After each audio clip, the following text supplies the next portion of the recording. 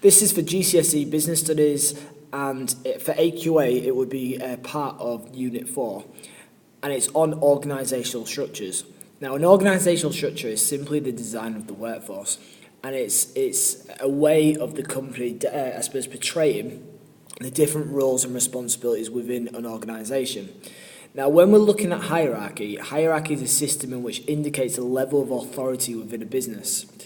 And what I mean by authority is those employees that might oversee or lead or manage different employees. Now, we're going to look at two different types of hierarchies to start off with, and they are tall and flat. So if we look at Organisation A and Organisation B, Organisation A would be considered to be a tall hierarchy, and the reason for that is because of all the different levels of management. We can see in comparison to Organisation B, this one's got 4 levels of management, or well, 3 levels maybe of authority, but a 4th level where there's subordinates. And subordinates are just another word for the employees that are lower down the hierarchy. Whilst Organisation B is a flat hierarchy, and that's because there's only 1 level of management really, but 2 layers within the organisation. Now, which one's the best? It depends on the situation. It depends on the company, it depends on the workforce, it depends on lots of different factors. They both have advantages and they both have disadvantages. So what we'll do now is we'll have a little look based on this. So first of all, let's look at a tall hierarchy. A tall hierarchy has a narrow span of control. And what I mean by a span of control is how many people are you directly responsible for. Now, if we think about this top person here, we can see that they do have a responsibility for all staff members, but they might directly manage just these 2 people here. So they might have a narrow span of control of 2 people. However, if we look at this person here, they are directly responsible for 1, 2, 3, 4, 5, 6 people, so it's a much wider span of control. And again, there's benefits and there's drawbacks for both of these types of span of controls, but one of the benefits of a narrow span of control is you've got much greater control and you're able to manage them much more closely because you've got fewer people to manage. So because this one person has these 2 people here, he or she can overlook the work they're doing. They can make sure that they're guiding them and directing them and coordinating them in the exact path that they want them to obviously perform in. And there's much more rigid control of the hierarchy because of that. Now, one of the reasons why there might be a need for rigid control is maybe because of the workforce, maybe because of the complexity of the tasks and they need someone to oversee them. Maybe it's to do with the skill level of the workforce and in which it might need much tighter control. And it might be to do with the attitudes of the workforce. Now, this theory is not going to be in your exam spec for AQA, but it is one that's, I think, it will be an A-level, and I think it's a good theory to know. And it's McGregor's X and Y theory. Now, what McGregor believes is that there's 2 types of workers. And you've got a theory X type of worker, which work is not their main priority. I suppose they lack ambition. They're in the job for the income, and they have no desire to really progress. And they don't really want to take on responsibility either. So you could argue that this type of theory worker, this theory X worker, might need that rigid control. And they might need that tight leadership and that tight control, and therefore it might be more appropriate for that type of worker. And again, if someone who's maybe got a lower skill level and just needs more guidance, and they might not embrace the freedom that a wide span of control might give you. So a narrow span of control would be beneficial for that. But also, and this might contradict what I've just said as well, but because there's so many different levels of management, there's actually a motivational factor to this structure. The fact that for those employees that might actually, maybe they're not a Theory X worker, they just happen to work in an organisation with much more rigid control. But what they may believe is that it's a great opportunity for them to progress within the company and step up those levels. And again, if we look at it, the person at the bottom here has the option of progressing there, and then maybe in the future progressing there and so on. However, here there's more competition for that one job, and that one job might never go. So you can look at it from that point of view as well. So there's much more promotional opportunities that may inspire subordinates to work harder. So I suppose those last 2 points did contradict a little bit, but it just depends on how you argue the point. Now, a flat hierarchy, it might be more appropriate when you need more creativity. And the reason for that is because it allows for greater delegation. And delegation is where you start to pass tasks down the hierarchy to people lower down in the hierarchy. So the whole purpose of delegation is not just to reduce the workload on the person with authority. That would be wrong, because employees would not really appreciate and respect that. But it's to actually develop the staff that is lower down the hierarchy to help them to progress. Now, with greater delegation and greater creativity, it obviously comes from having more freedom and flexibility within your role. And because that person, maybe they can't tackle all the workload, but they've got 6 people who they can delegate to, and as long as the tasks that they're delegating to are maybe developmental, then that'll be good for the staff and good for the subordinates, and they would appreciate that because it's developing their skill level. But also because of all the manager above maybe cannot have that direct control, there has to be, I suppose, the staff need to be empowered more, and the staff need to be given that flexibility and that freedom to go ahead and do their job. And it might be more appropriate for a Theory Y worker. Now, if we think about McGregor again, remember this is not in your spec, but a Theory Y worker is the opposite of a Theory X worker. It's those who are ambitious, it's those who love to work, they want to develop their skills.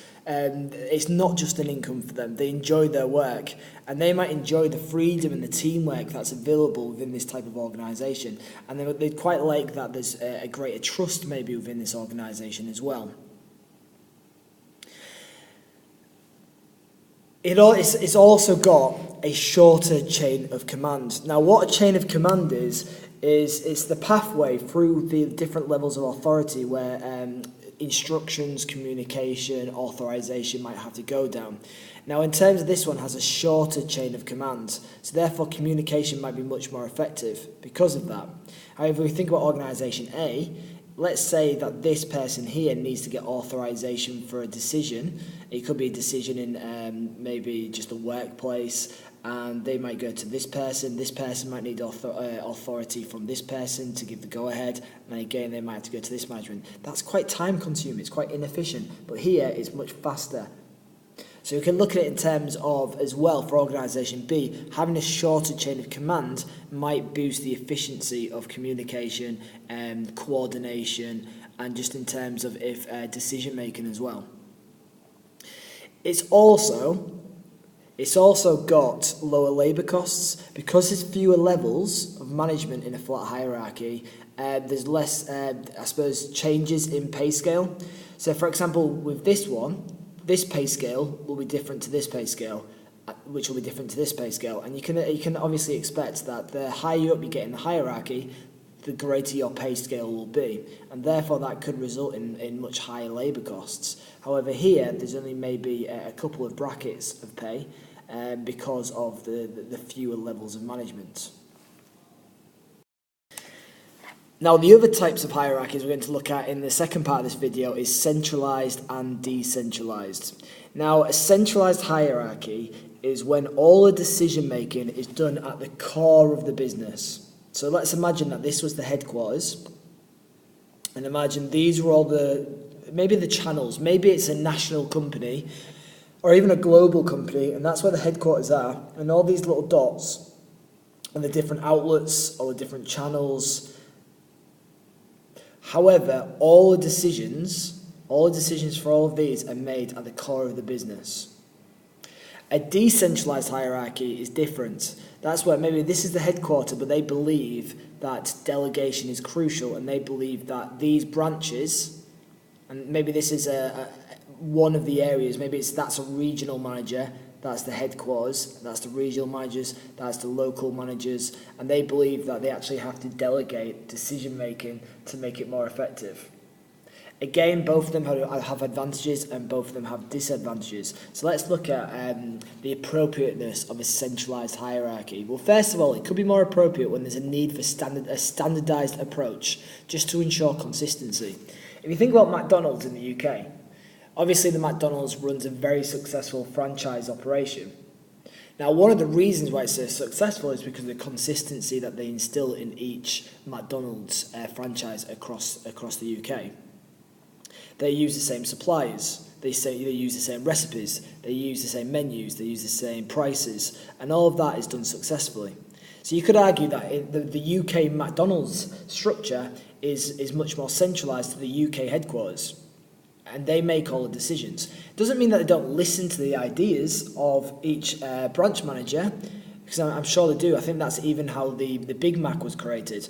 But they are the ones that make the decisions. They are completely in control.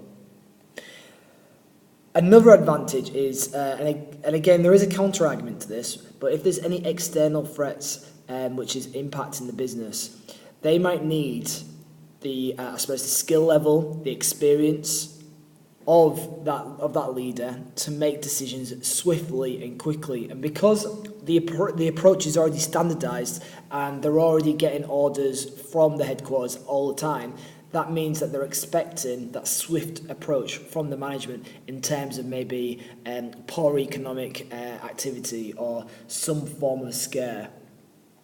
Also, because they're responsible for everything, there's going to be much tighter control over such things as financial budgets. So they'll be able to oversee the whole company and oversee which channel might be overspending or might need to have more control in terms of how much finance is given to run the business and so on. A decentralised might be more appropriate when there's a need for local responsiveness. Now, I used McDonald's as an example before. The centralised would be for the UK, but actually the global picture for McDonald's might be a little bit like this. And the reason for that is they understand that in different countries, a different approach is needed. And they know that if they're operating in, for example, Japan and in China, those customers have different tastes and different needs, and they cannot have a standardised approach in both countries. The same going in the UK and in other parts of the world. So they might believe that they actually have to delegate to the local managers and the junior managers and the branch managers to get their specialised knowledge and understanding of the local market, because they'll be able to make the best decisions because they understand the customers better. The headquarters don't have that much interaction perhaps with the local customers, and therefore how can they make the best decisions if there is a need for local responsiveness? And this relates to customer service as well. So when customer service is crucial and the business needs to depend on the branch manager's understanding of the customer. And finally, if the business is developmental and they recognise the need to really develop their junior or their branch managers, they might want to delegate decision making to give them the experience of doing so. Now, this point that I'm going to make is kind of a counter argument to this point. Because actually there is an argument that if you give experience to your local, your branch, your junior management to make these key decisions, when there is an emergency that takes place, they'll be much more prepared to act as quickly as possible to, I suppose, minimise that threat. So that is another counter-argument to that point here. In terms of the style of management, you have to think about the personality of the manager as well. A centralised organisation is going to have much more of an autocratic style manager, and that means a manager that wants to take complete control. They want to tell the workers, I suppose, what they want them to do. And they don't really maybe want the workers to have a say in that because they believe that they are the best people to make those type of decisions. A decentralised might be more democratic, and what I mean by that is that they take on the opinion from their employees, from their branch and local management, and they actually involve them within the decision making, and they want to get their feedback and they want to work with them because they believe that is best for the company.